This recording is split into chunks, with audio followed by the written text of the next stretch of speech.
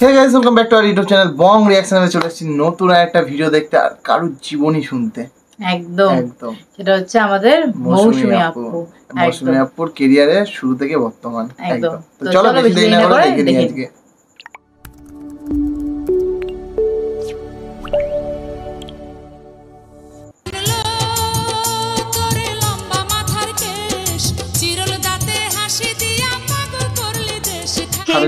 কেমন আছেন সবাই? আশা করছি অনেক অনেক ভালো আছেন। আজকে আমরা 90 দশকের এমন একজন জনপ্রিয় অভিনেত্রী সম্পর্কে জানতে চলেছি যিনি কিনা 3 বার জাতীয় চলচ্চিত্র পুরস্কার পেয়েছেন, এছাড়াও 3 বার মেরিল প্রথম আলো পুরস্কার সহ 6 বার বাচসাস পুরস্কার পেয়েছেন। নদীর বুকে পানি জীবন জীবন পানি পানি তেমনি তুমি নদীর পানি। এছাড়াও আমেরিকা বাংলাদেশ প্রেস ক্লাব থেকে তিনি আজীবন সম্মাননা পুরস্কার পেয়েছেন।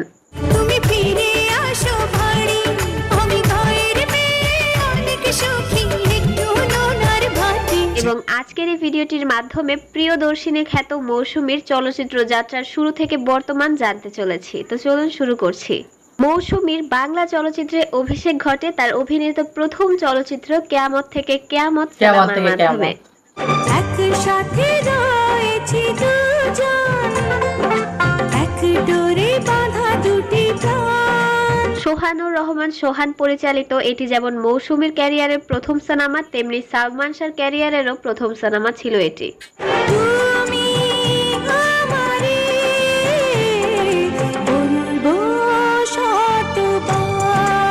কেয়ামত থেকে কেয়ামত সিনেমাটির পর মৌসুমীর নিজের নামে একটি সিনেমা মুক্তি পায় যেটির নামও ছিল মৌসুমী।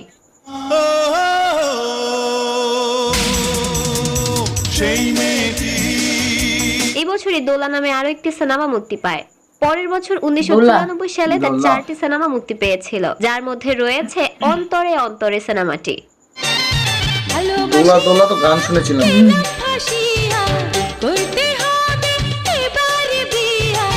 বছর তার যে আরো বাকি 3টি সিনেমা মুক্তি পেয়েছিল তার মধ্যে এটি ছিল সর্বোচ্চ ব্যবসা সফল সিনেমা।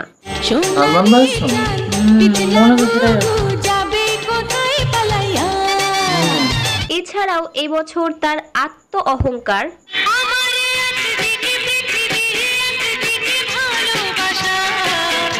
এবং আবারও সালমান শাহের সাথে স্নেহ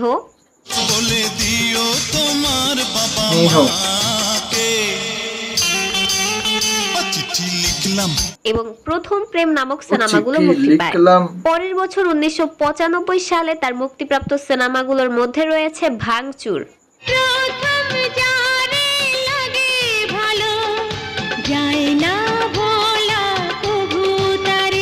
এটিতে তার বিপরীতে নায়ক ছিলেন ইলিয়াস কাঞ্চন ছাড়াও রুবেল। চুপি চুপি কাছে এসে চুরি করিলে চুরি করিলে মনে চুরি করিলে। এবছর সালমান শাহের বিপরীতে চতুর্থ এবং সর্বশেষবারের মতো দেখা গিয়েছিল দেনমোহর সিনেমাটিতে।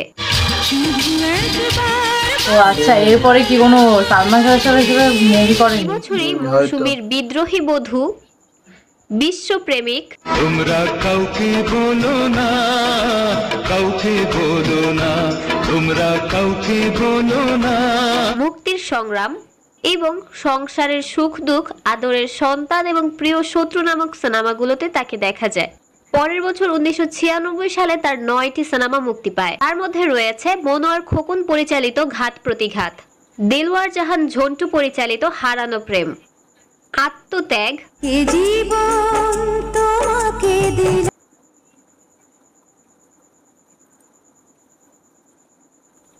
গরিবের রানী, প্রিয়তমী, রাক্ষস এবং সুখের ঘরে দুঃখের আগুন নামক সিনেমাগুলো মুক্তি পায়। 1997 সালে মৌসুমী অভিনীত 8টি সিনেমা মুক্তি পায়, যার মধ্যে রয়েছে কাজী হায়াত পরিচালিত লুটতরাজ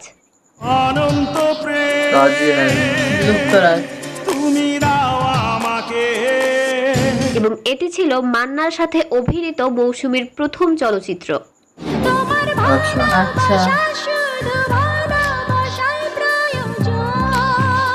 এছাড়াও এবছর মৌসুমীর মিথ্যে অহংকার, লাট সাহেবের মেয়ে, অন্ধ ভালোবাসা, লজ্জা এবং বাঘের বাচ্চা নামক আরো কয়েকটি সিনেমা মুক্তি পায়। পরের বছর 1998 সালে তাকে ভণ্ড বাবা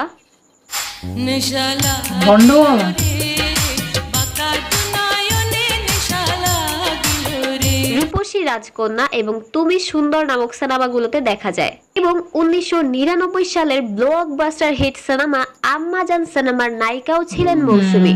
হাজার বছর আগেও বুঝি ছিল পরিচয় আমার, এমন মনে হয়। এবছরই তার মন্তাজুর রহমান আকবর পরিচালিত মগের মুলুক সিনেমাটি মুক্তি পায়। মগের মুলুক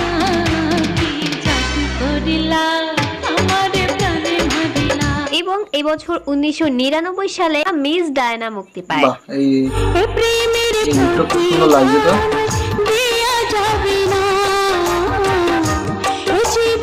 পরের বছর 2000 সালে তার কুখ্যাত খুনি এবং কষ্ট নামে আরো দুটি সিনেমা মুক্তি পায়।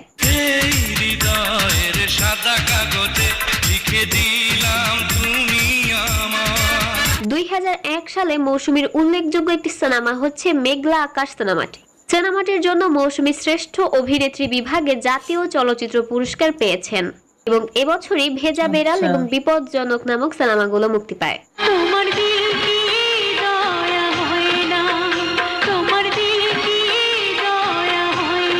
এবং 2002 সালে কাজী হায়াত পরিচালিত ইতিহাস সিনেমাটিতে ছিলেন মৌসুমী। কি রোল করেছিলেন?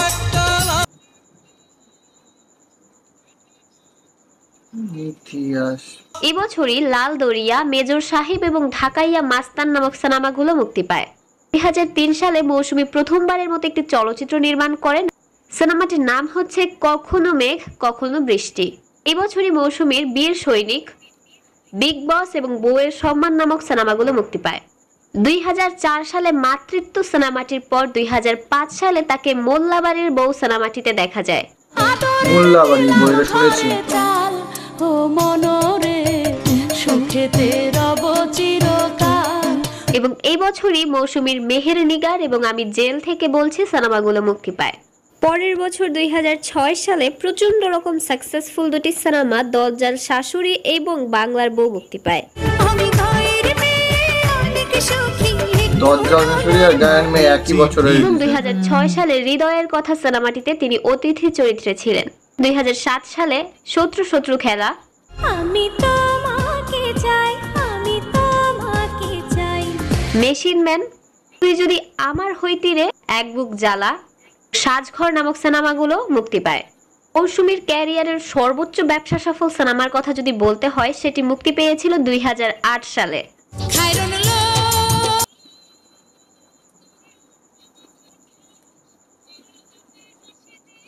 এবং সিনেমাটি হচ্ছে খায়রুন সুন্দরী সিনেমাটি।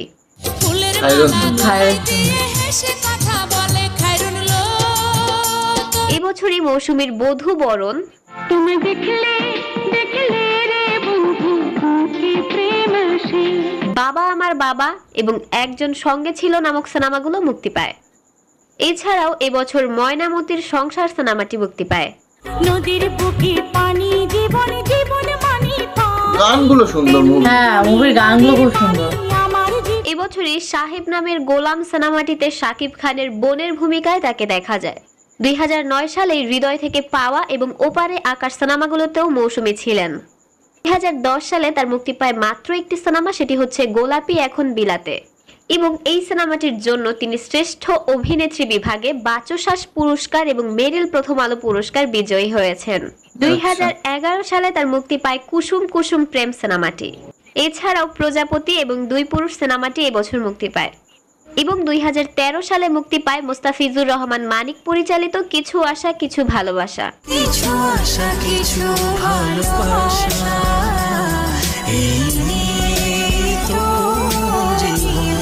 এবং এবছরই দেবদাস সিনেমাটিতে চন্দ্রমুখীর ভূমিকায় অভিনয় করে তিনি জাতীয় চলচ্চিত্র পুরস্কার অর্জন করেছেন।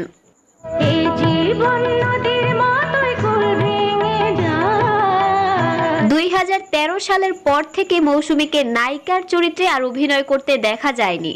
এরপর থেকে তাকে বিভিন্ন গুরুত্বপূর্ণ চরিত্রে নায়কের বা নায়িকার বোনের ভূমিকায় দেখা গিয়েছিল। এবং সর্বশেষ 2021 সালে মৌসুমীকে আবার সৌভাগ্য চলচ্চিত্রটিতে দেখা যাবে। তো এই ছিল প্রিয়দর্শিনী খ্যাত মৌসুমীর চলচ্চিত্রের শুরু থেকে বর্তমান পর্যন্ত। কোন ছবির নাম বাদ গিয়ে থাকলে জানাতে পারেন এবং ভিডিওটি ভালো লেগে থাকলে প্লিজ একটি লাইক দিয়ে দিবেন এবং চ্যানেলে নতুন হয়ে থাকলে সাবস্ক্রাইব করতে কিন্তু ভুলবেন না। আজকে এই পর্যন্তই, ধন্যবাদ। অনেক মুভি করেছে কিন্তু 2013 পর থেকে আর মুভি হয়নি। তারপর থেকে মানে একটা মুভি করেছে লিডে কোনো লিডে, মানে ওইটাই বলছি, মানে নায়িকা হিসাবে সেভাবে কোনো কাজ করেনি, ওই দিদি কিংবা বোন নায়কের। হ্যাঁ সেটাই, সেই হিসেবে কাজ করেছে। তো যাই হোক, মৌসুমী আপুর তো অনেক মুভি আমরা দেখেছি, মোটামুটি বেশিরভাগ মুভি আমরা দেখেছি আমাদের বিশেষ করে মান্না স্যারের সঙ্গে, এটাই আমি বলতে চাইছি, বিশেষ করে মান্না স্যারের সঙ্গে আমরা বেশি মুভি দেখেছি। আর আম্মাজান থেকে শুরু হয়েছিল, আম্মাজান ফার্স্ট দেখেছি। হ্যাঁ আম্মাজান ফার্স্ট দেখেছি, তারপর অনেকগুলো মুভি দেখেছি, মোটামুটি সবই মান্না স্যারের সাথে। আর এছাড়া কারোর সাথে দেখেছি না, এছাড়া কারোর সাথে আই থিঙ্ক মৌসুমী আপুর না, এছাড়া কারোর সাথে দেখিনি আপাতত। তো যাই হোক, ভিডিওটা বেশ ভালো ছিল, ভালো লাগলো, মৌসুমী আপুর ব্যাপারে জানলাম, অনেকের ব্যাপারে আমরা জানছি আস্তে আস্তে, তাই তো? অনেক নায়িকা, তারপর গায়ক গায়িকা সবার সম্বন্ধেই জানছি একদম। তো যাই হোক, তোমাদের কার এই ভিডিওটা ভালো লেগেছে সেটা কমেন্ট বক্সে লিখে ফেলো। মৌসুমী আপুর ফ্যান সেটাও কমেন্ট করতে ভুলো না তারা। একদম। তো চলো এই ভিডিওটা শেষ করছি, দেখা হবে নেক্সট ভিডিওতে, ততক্ষণের জন্য টাটা।